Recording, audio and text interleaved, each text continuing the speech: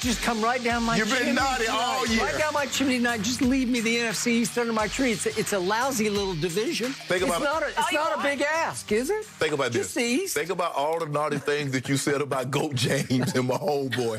And now you want Saturday to be nice. Well, maybe. It's like interesting. It don't Naughty work like or that. nice list. We'll have to wait and see because I didn't mean it. Yeah, the situation right now, the race for the NFC East could potentially come to a close this weekend. We've been talking about it all year. Washington can clinch the division with a win and a New York tie or loss. However, with a Washington loss and a Dallas win against Philadelphia, it would leave the door open for the Cowboys to still win the division. So, Shannon, when we come back on Monday, what will the NFC East look like? The Washington football team will be your NFC East 2020 division champs, and the Cowboys season will officially be over, and I'll get an opportunity to gloat some more, because not only am I gloating about the championship the Lakers won, but I'll be gloating to say, I told you so, that you guys weren't going to make the playoffs, and I even predicted 8-8, but I don't really see that happening, Skip. Did you tell me that half my team would be lost to injury? Did you tell me that? Did you predict that? No, hold on, Skip. What about all these other teams that had COVID? And the Broncos having to play a quarterback that was selling mops just the day before at Walmart. The Broncos aren't in the NFC league. They should be, because they would be in contention also. Would be. They'd probably win it. So that's where I'm headed, Skip. I think this is a game that no matter who plays now is trending in the direction that Alex Smith is going to get the start. This should be a deep Ron Rivera Terrier defense. You guys are going to have to win this game. Now, Alex Smith is normally very cautious with the football, although you wouldn't know it by some of the games that he's played. But if he does not turn the football over, or if Haskins, whomever plays, if they don't turn the football over, and I understand that Carolina, although they haven't won a lot of ball games, they've been in all the ball games for the most part, except the last half of the Tampa game, Skip. They've been in all the ball games. But if they don't turn it over with the way their defense, the Washington football team defense is playing, I don't see a scenario in which Carolina can drive the ball, say, 2-3 times down the field and get touchdowns. Now, if you give them short fields, yeah, all bets are off. But I'm saying make them drive the football to get the ball in the end zone.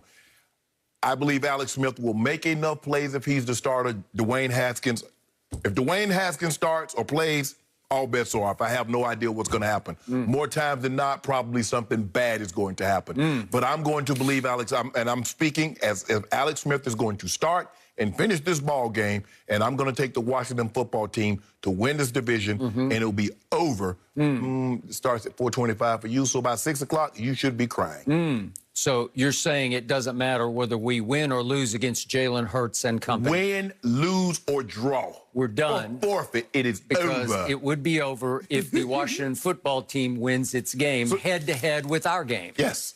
Because Washington got flexed out of the early window to the late afternoon. I was kind of hoping to stay at the 1 o'clock game. I was So too. you guys, so when Washington wins, then you would have to play. We'd be dead in the water. We'd just be sitting there saying, we don't even have any reason to play. Right. And get blown out. Okay, my turn. I can best summarize my emotions by saying, this really hurts, as in Jalen Hurts. Never have my emotions been more mixed than they have leading into this Sunday. Right. As you know, I am the biggest Jalen Hurts fan on the planet. Yep. I am driving that bandwagon, and I didn't second guess. I first guessed, as opposed to somebody I know who leaped aboard the Patrick Mahomes bandwagon after he was drafted and after he started playing in his second season. I said it right out of the box. I said the day that the Eagles stepped up and took him in the second round, I said, kaboom, that's it for your man. Give it to him, Wentz.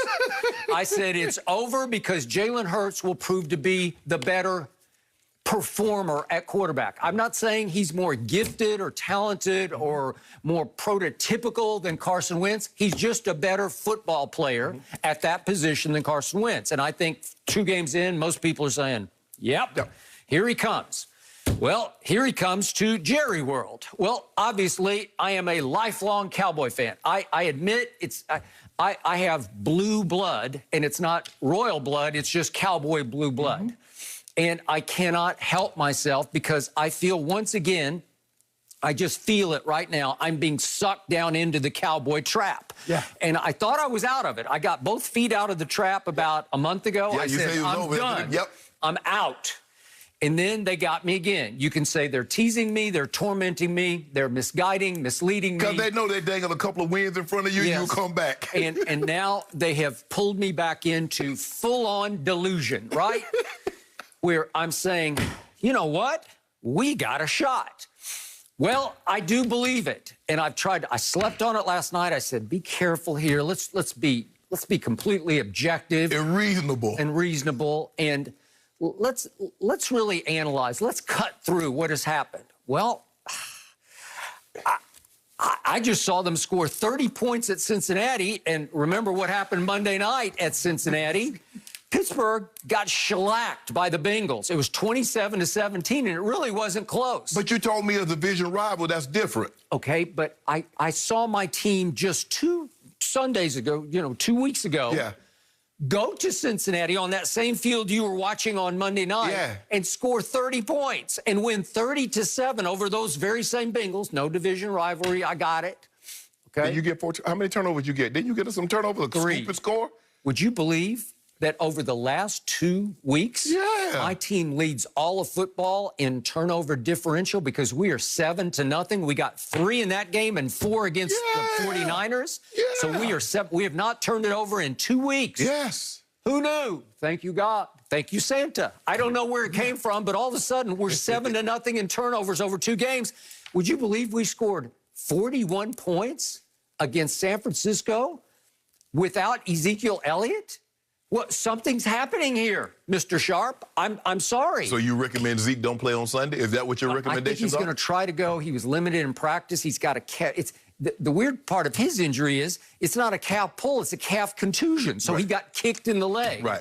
And it's still bothering him. I don't really get it, but I don't really care. Right. Because I thought we looked a little more explosive with Pollard? With the guy you once called Mike Pollard, Tony Pollard at running back. And I'm not saying he's better than Zeke or he's the long-term answer. I'm just saying right here, right now, I saw some pop that I don't see from Zeke. Right. I'm worried about Zeke going forward because I just think he's just never going to be what he was. It just doesn't feel like that to me. So we're not talking about the distant future. We're talking about the now future, right?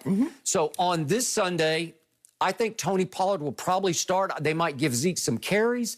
I'm not sure. Stephen Jones made the point that just on sheer physicality, he can still wear down a defense. I'll give you that. But when you're being physical with them, they're also being physical back. Well, Skip, here's the thing. Wearing down a defense is fine if you have the lead. Tennessee Titans, if Derrick Henry wearing you down, they have a lead, 7, 10, 14 points. Okay. But when you're behind 20 points, what good is wearing down the defense? Okay, well, thanks to 2 early turnovers from Nick Mullins, we were ahead 14-0, and I didn't even know what to do with myself because it's been ages since we had a 14-0 lead. And then guess what? San Francisco got right back in the ball game, and you ended up having to go nip and tuck. They tried the onside kick. You guys run it back. But that game, although what should have been a blowout because of those early turnovers by Nick Mullins, it was a ball game.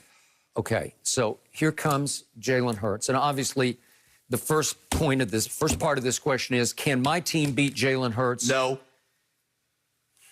I don't love it, to tell you the truth, but I just have a feeling about my team that they have caught little fire. It's not big fire, it's just little fire. It's off-radar fire, where all of a sudden what they have left to work with after being decimated by injuries, the offensive line is playing at a decent level where Andy Dalton gets protected just enough to make 4 or 5 throws that can win a game. You really, Skip? So you feel that he's going to be able to get that kind of protection against Fletcher Cox and Brandon Graham and Barnett? Sweat. So that's what you believe in? You feel pretty courage? Sweat's out this time, but that's okay. Ah, dang. Yeah, okay, but Your day comes, Fletcher Cox hasn't practiced, but you just know what that's about. He's just resting up so he can eat, right? And he will come in. They will cause problems. I still have 3 really good receivers. I don't care what you say. They're all Pro Bowl quality receivers. They didn't make the Pro Bowl, but they're quality. Yeah. So I say they can make enough plays. Darius Slay is coming back for he cleared concussion protocol and full participant in practice, so that's no good for me. But still, I think look, I'm going to be such mixed emotions. I've never been thrust into this bad a situation, trying to root for my team while also hoping that the rival quarterback has a good game. And I believe he will have a good game because everybody has a good game against my defense. Yeah. So I say fairly high scoring.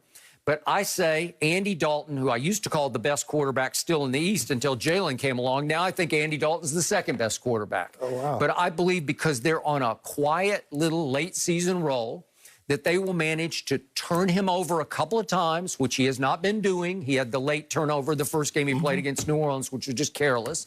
But I think they'll turn him over a couple of times. Trevon Diggs has been talking about they're close from...